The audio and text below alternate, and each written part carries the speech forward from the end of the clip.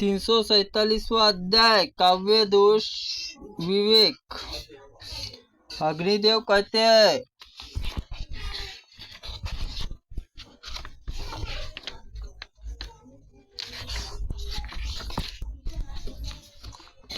वशिष्ठ, दृश्य और श्रव्य काव्य में दोष हो तो वह सहृदय सभ्यों, दर्शकों और पाठकों के लिए उद्वेग जनक होता है। वक्ता, वाचक और वाच्य, इनमें एक एक नियोग से दो दो नियोग और तीनों के नियोग में 7 प्रकार के दोष होते हैं। इसमें वक्ता कवि को माना गया है, जो सधिहान, अविनीत, यज्ञ, ज्ञाता, भेद 4 प्रकार के हैं। निमित्त, परिभाषा, संकेत अनुसार अर्थ स्पर्श करने वाले शब्द वाचक कहते हैं। इसमें 2 भेद है, पद और वाक्य। इन दोनों लक्षणों का वर्णन पहले हो चुका है। पद दोष और 2 प्रकार के होते हैं, असाधुत्व और अप्रवयुक्त। व्याकरण शास्त्र में विरुद्ध पद में विद्वानों ने असाधुत्व दोष माना है। काव्य की उत्पत्ति से संपन्न विद्वानों के द्वारा जिसका कहीं उल्लेख न किया गया हो, उसे अप्रयुक्त दोष कहा जाता है। अप्रयुक्त भी 5 भेद होते हैं, छांद सत्व, अविस्पष्ट,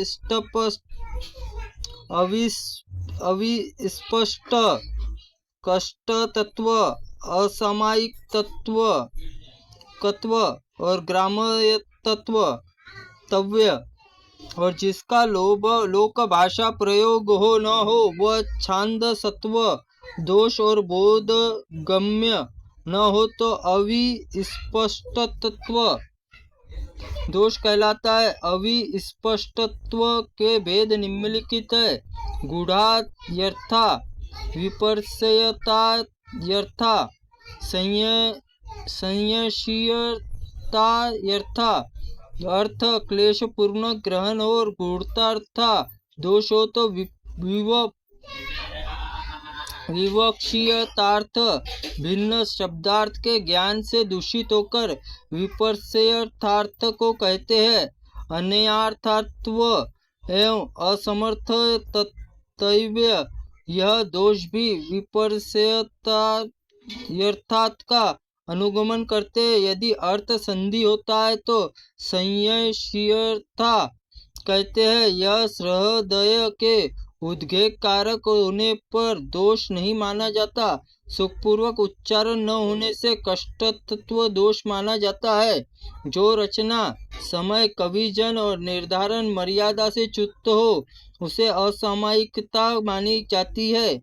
उस असामायिकता को मुनिजन नेया कहते हैं। जिसमें निकृष्ट दूषित अर्थ प्रतीत होती है, उसमें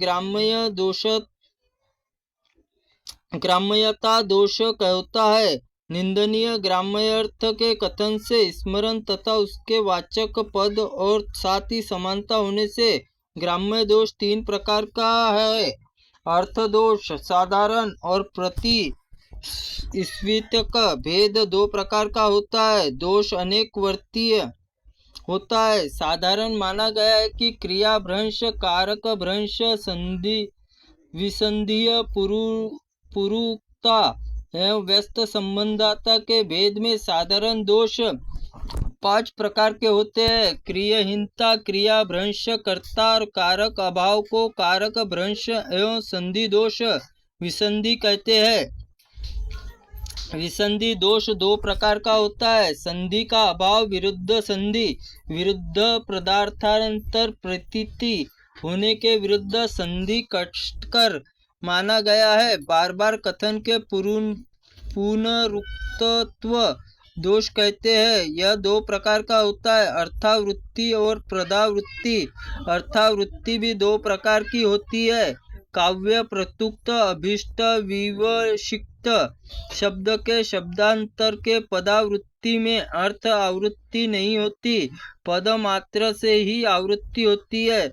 जहाँ व्यवधान की भांति भांति संबंध हो, व्यक्त संबंधता का दोष होता है। संबंध धारांतर की प्रतीति से संबंध धारांतरंजय होने से इन दोनों के अभाव में अंतर्व्यवधान से व्यस्त और संबंधता के तीन भेद हो जाते हैं। बीच में पद अथवा वाक्य व्यवधान होने के कारण उक्त भेदों में प्रत्येक दो दो भेद होते हैं। जिस प्रकार पद और वाक्य अर्थ और अर्थ्यमान में भेद वाच्यार्थ के भेद दो होते हैं। पदगत वाच्य व्युत्पादित व्युत्पाद्य के भेद दो प्रकार माना जाता है। यदि अभीष्ट सिद्धि व्याघातकारी हो तो उसका दोष माना जाता है। यह हेतु दोष 11 प्रकार का होता है।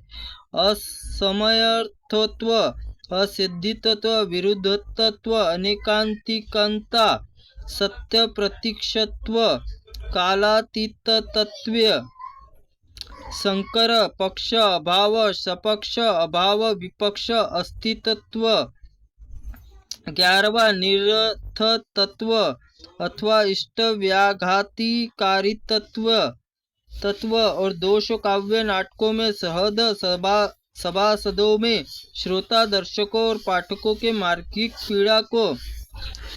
पीड़ा को उत्पन्न करने वाला निरर्थक दोष दुष्कर चित्र बंधन काव्य दूषित नहीं माना जाता है। पूर्वोक्त में गूढ़ार्थ तत्व दोष दुष्कर चित्रबंध विद्वानों के लिए दुखप्रद नहीं प्रतीत होता है।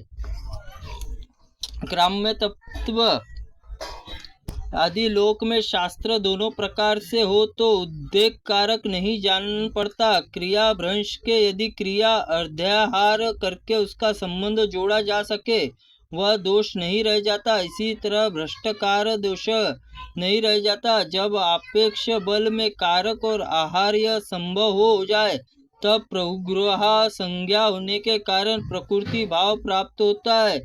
वह विसंधि तत्व दोष माना गया है। जहाँ संधि कर देने पर उच्चारण कठिनाई आ जाए वैसे दुर्वाच्य स्थलों में वसिंधित्व दोष कारक नहीं है। अनुप्रास अलंकार योजना पदों की आवृत्ति तथा व्यस्त संबंधता के शुभ है, अर्थात दोष न होकर गुण और अर्थसंग अर्थात वृत्ति दोषाकारक नहीं होती। यही वित्त क्रम और क्रमोल्लंघन आदि दोषों में लिप्त नहीं होती। उपमान और उपमेय विभक्ति संज्ञा लिंग वचन भेद होने पर तब तक दोष कारक नहीं माना जाता जब तक बुद्धिमान पुरुषों उसके उद्वेग अनुभव नहीं होता। उद्वेग जनकता और दूषकता के बीज है, वह न हो तो माने गए हैं दोष कारक नहीं समझे जाते। अनेक से एक से बहुताओं से बहुतों और उपमा शुभ मानी गई है, अर्थात सहदोषे से उद्वेग न हो तो लिंग वचन भेद होने पर भी दोष नहीं मानना चाहिए। कवि जनों का